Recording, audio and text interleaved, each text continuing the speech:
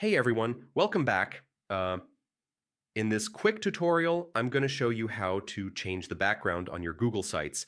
Yeah, step by step in 2026. So let's get right into it. First, open Google Sites and select the site you want to edit. If you haven't made one yet, you can create a new site by clicking the blank template. Once your site is open, hover over the section where you want to change the background and click on background or the design icon. This will let you choose colors or images for that section. You can pick a solid color, a gradient, or upload your own image. Just click on your choice and it'll automatically apply. Make sure the image fits well and looks clear on the page. After selecting your background, you can adjust the image position, size, or transparency to get the look you want. Feel free to play around until it looks just right, and that's it. Your Google site now has a brand new background. Pretty simple, right?